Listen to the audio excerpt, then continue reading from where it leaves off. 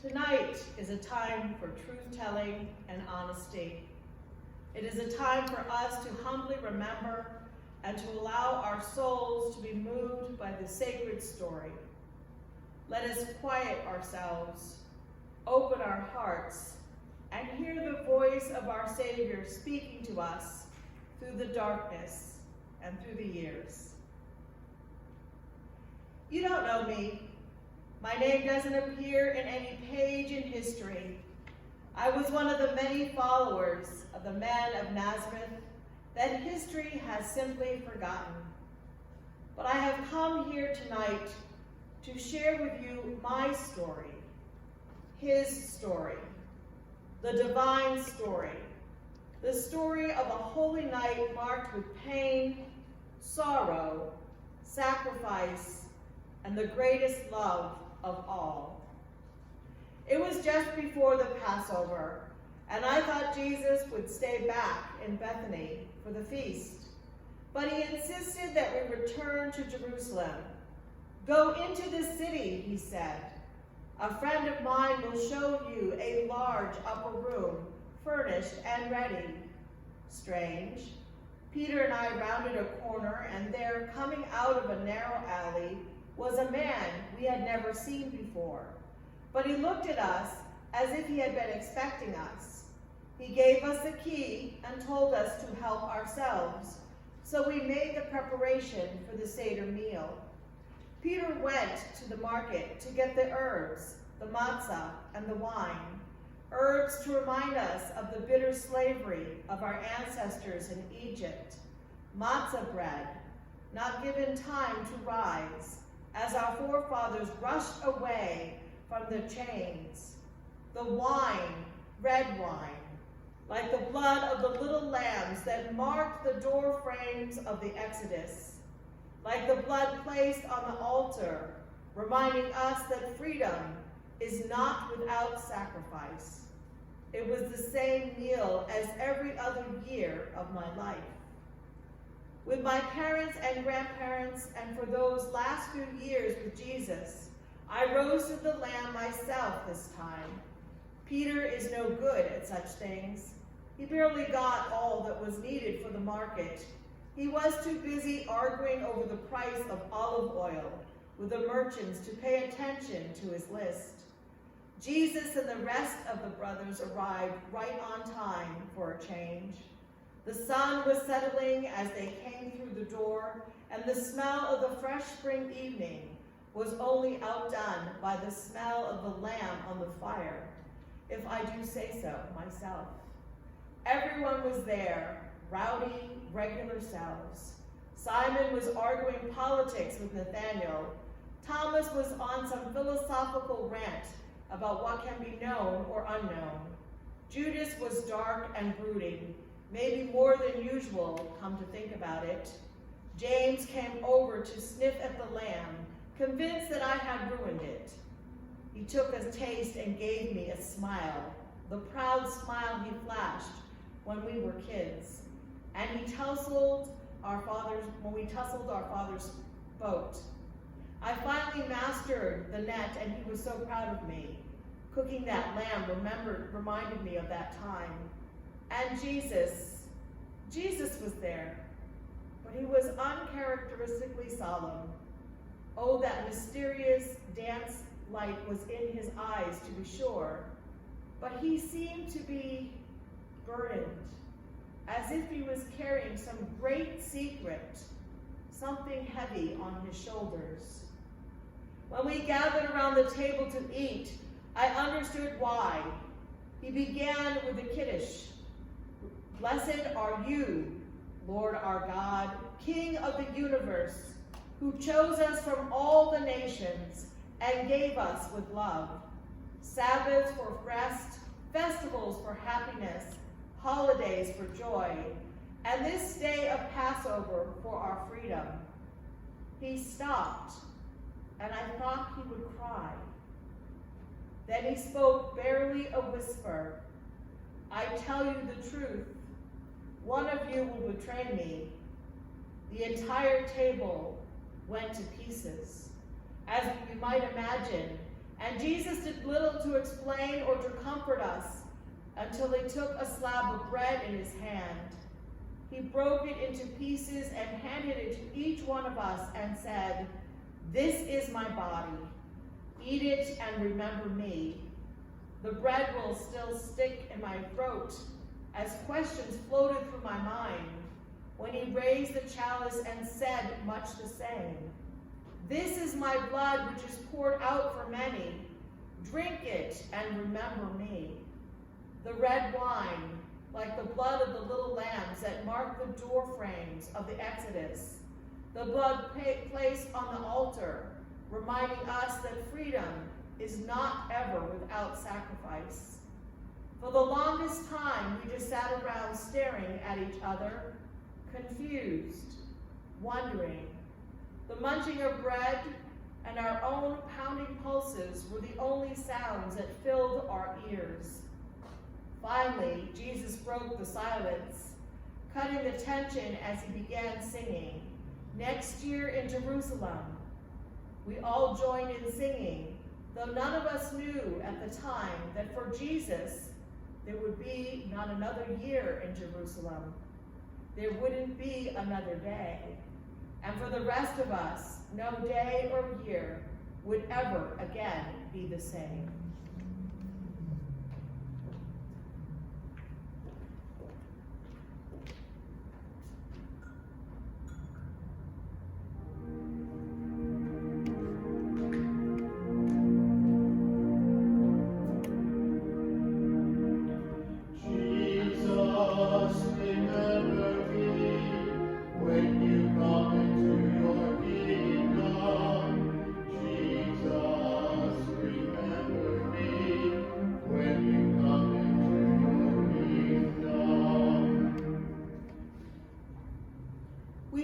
Jesus from the upper room to Gethsemane.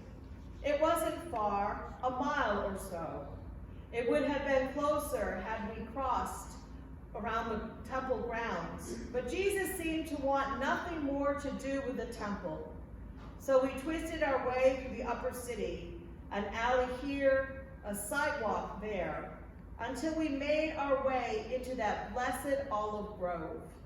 The rabbis say that the trees in Gethsemane are as old as Abraham. I don't know. How could anything be that ancient? I do know that Jesus loved that place. We went there often to pray, to listen to his stories, to hear his teachings, to get away from the crowds. On that night, that dark Thursday night, Gethsemane smelled grassy, like summer, though only the blooms were just budding on the old trees. The men settled in a comfortable spot while Peter and John and others pressed deeper into the canopy with Jesus. He was driven on this night, as serious as I've ever seen him. I could tell that something was weighing heavy on him. He turned to me once and said, "My soul is drowning in grief. Please, please, pray for me and keep watch." But keep watch for what, I thought. There was so much I didn't understand. Finally, he pulled further away from us and seemed to collapse at the trunk of a great tree, his body twisting like its branches in agony. I tell you, I was terrified for him. I did not understand. I knew something was happening. But stronger than my confusion and my fear was my exhaustion. Peter and John and the others fell asleep fast as soon as we knelt to pray. My eyes became heavy and I began to sleep. The Passover meal was rest for us, so I know that all of us were tired. We dozed and we went into a deep sleep. Jesus came and asked us in a loud voice, "Could you not keep awake for just 1 hour?" There was such pain in his voice, stronger than disappointment. This man was desperate. He returned to his prayers, and I could hear him speak of God's will and suffering and betrayal. It caused me to turn to his words from the dinner table before. One of you will betray me. But who, I thought? Not Andrew. He was the most thoughtful man of the bunch. Philip? Oh, of course not. Matthew? Maybe. He did work for the Romans for a season, but he seemed so happy to be free of them. Then it struck me. Where? Where was Judas? He had been in the upper room. I was sure of it. He sat right there at Jesus' side, but I couldn't remember him on our walk to the garden. Was he in the back of the line? Had he lost his way in the dark? Maybe he paused to count the coins, as he was so prone to do. It was then that I heard his voice in the distance. This way, just a bit further. Come on, we're almost there, he was saying. And there were other voices, many voices, voices I had never heard before. And I turned and I woke the others. There Jesus stood, his sorrow now replaced with a steely determination that was as frightening to me as my confusion had been. Judas arrived, leading a company of angry men. They had arrest warrants stamped on the seals of the high priest. They were armed with swords and spears and torches. We huddled behind Jesus like frightened sheep, waiting for him to strike them down. Judas stepped forward, his face illuminated by a flickering torch.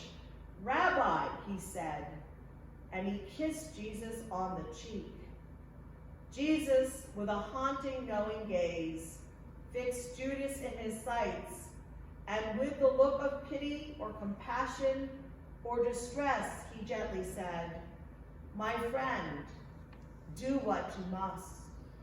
Chaos descended. Those men fell on Jesus like predators on prey.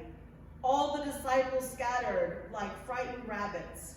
And yes, I ran as hard as my legs could carry me all the way back to Bethany. I didn't know what happened until morning, but by morning it was too late. Fear had won.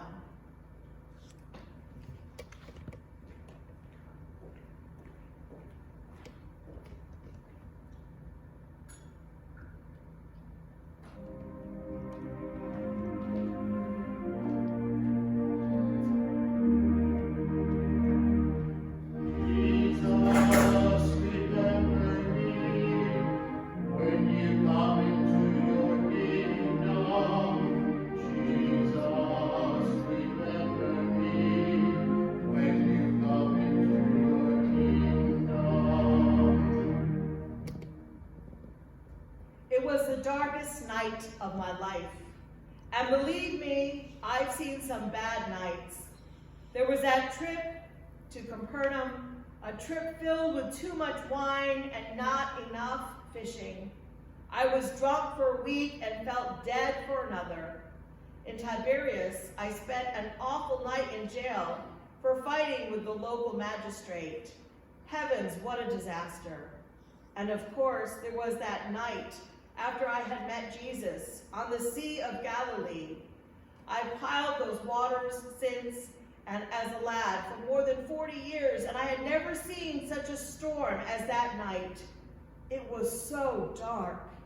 It was so dark you could feel it all around you. And the doom was there. The wind was blowing. The storm was mighty. But then Jesus came. Jesus came and he was walking on the water. I didn't believe it at first. Who could believe such a thing? Someone walking on water? So I called out, "Is it you? Is it you? Are you walking on water, Jesus?" He answered, "Come on, have faith. Come and join me." I threw a leg over the starboard side to go to him. I felt like I was crazy, but better to try your hand or your foot on walking on water than going down without a fight. The others grabbed me by my shirt tail, begging me not to stay in the boat and not to go overboard. But something told me not to be afraid. So I started across the water to Jesus. He saved me. He saved us in that storm. And that's what made that dark Thursday the darkest night of my life. I believed in this man. I loved this man. I knew this man could do miracles. I had seen him give sight to the blind. Like nothing else I had ever wanted, I needed more than anything to be with him, to have him again as my teacher. I was not the only one who felt that way. I had heard Peter proclaim that he would never deny Jesus. Yet when Peter made his pronouncement, Jesus looked deeply troubled and said to Peter, in a voice heavy with sorrow, "Peter, before the morrow, before the rooster crows, you will deny that you know me 3 times." All of us were stunned, but deep within my soul, I knew that Jesus had spoken the truth. After Judas handed Jesus over, I was ashamed to say that I too had run. I ran until I found a small gathering of Jesus' followers. We could not look each other into the eye, for we all knew that each of us had run as fast as we could, and we were covered in deep shame and fear. We made a small fire and sat silently. Then a group came towards us. "Hey you, yes, all of you, weren't you with the Nazarene? I've seen you with him. I know I have," people began to cry. But we all denied it and began to grumble. "We don't know what you're talking about. Who is this person?"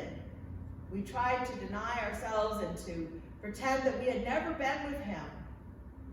The crowd moved on, and all we were left with was our own guilt, our own sadness, that we had not stood up to say that we were the followers of Jesus.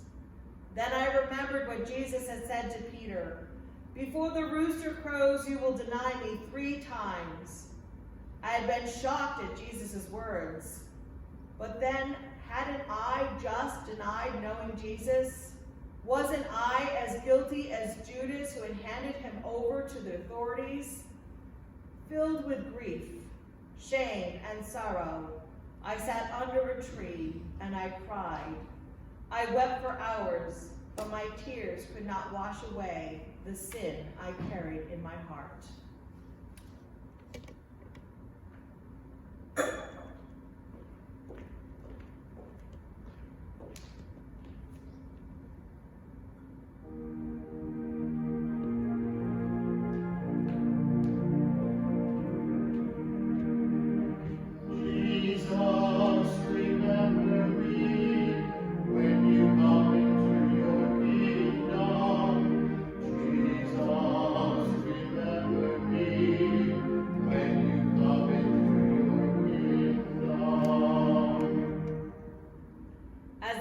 Began to make its journey across the sky, I woke and went to find Jesus.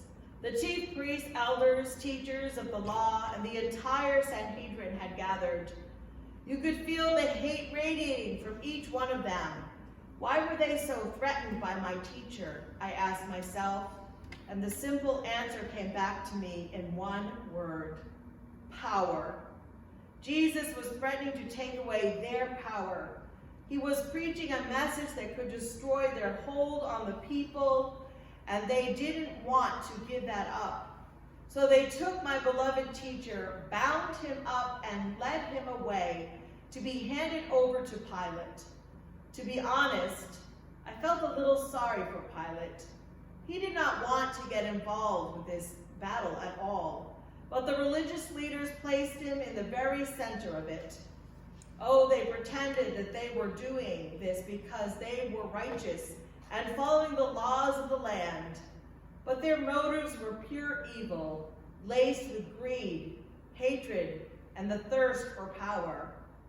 "Are you the king of the Jews?" Pilate asked a bound Jesus who stood before him. Standing tall, my teacher replied, "Yes, it is as you say." The chief priests raised their unified hate-filled voices and presented a long list of accusations against my teacher. Then Pilate turned to Jesus and asked, "Are you going to defend yourself against these charges? Do you understand how many things they are accusing you of?" But Jesus stood there. He made no reply. My heart was screaming for him to defend himself, but he didn't.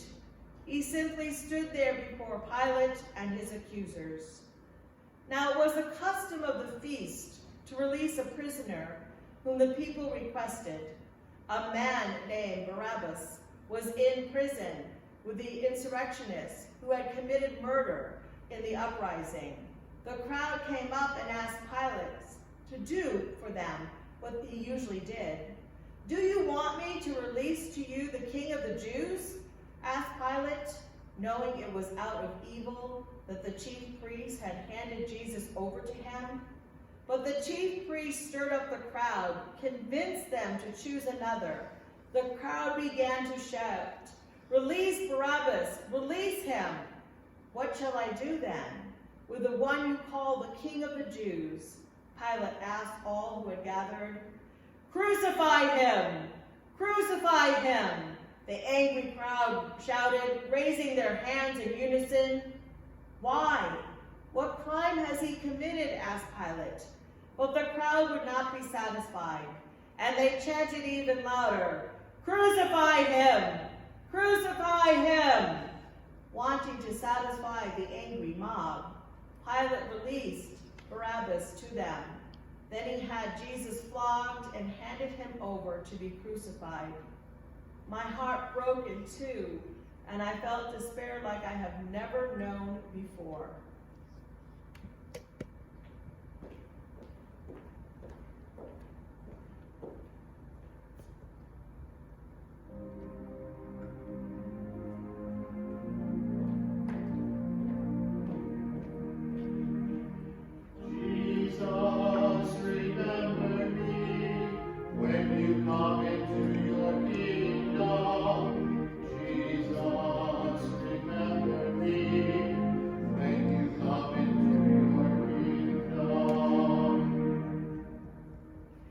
The grief that ran through my veins was like lava, burning pain into every cell in my body.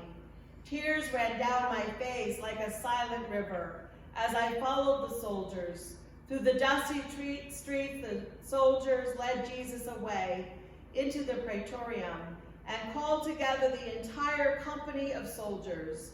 Stunned, I watched as they forced a purple robe on him, twisted together a crown of thorns, and brutally placed it upon his head. They began to laugh and mock him.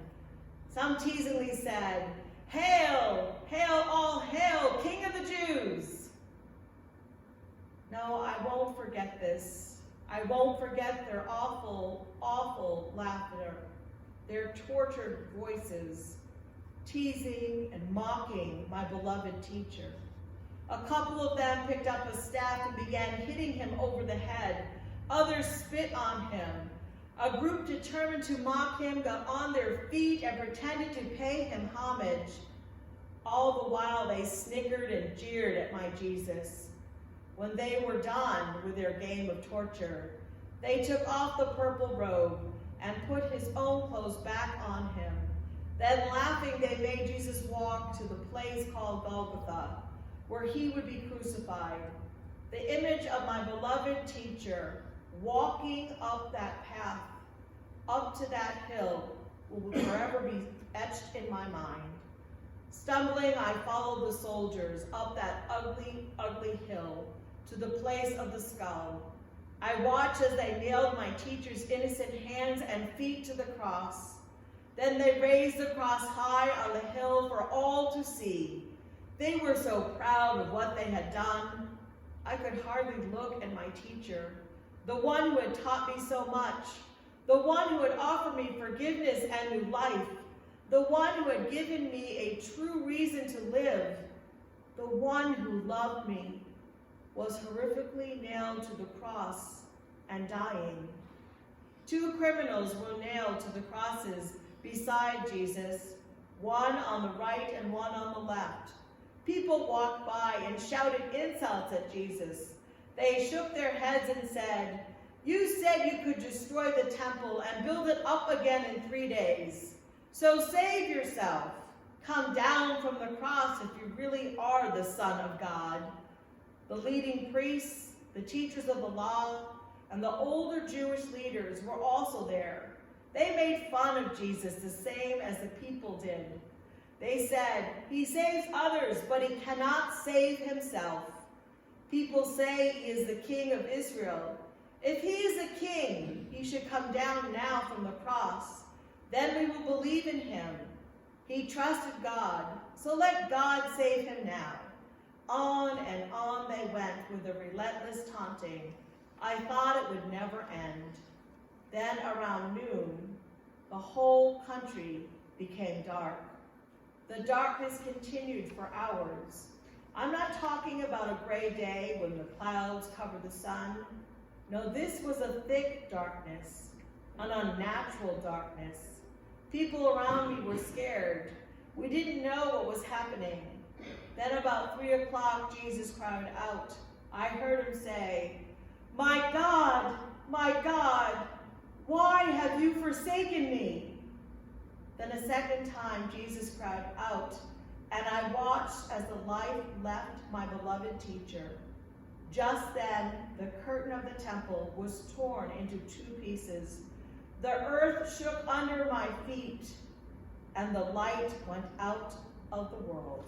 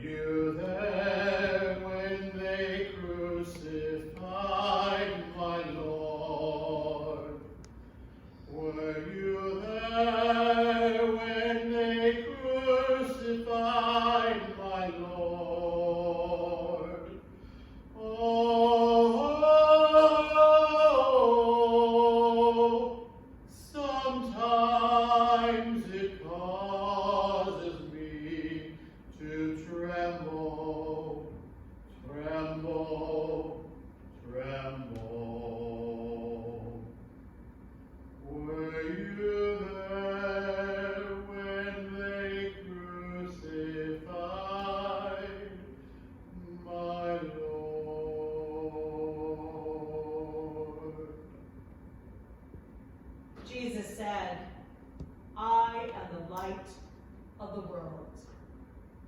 But now the world does not have any light. Darkness has won.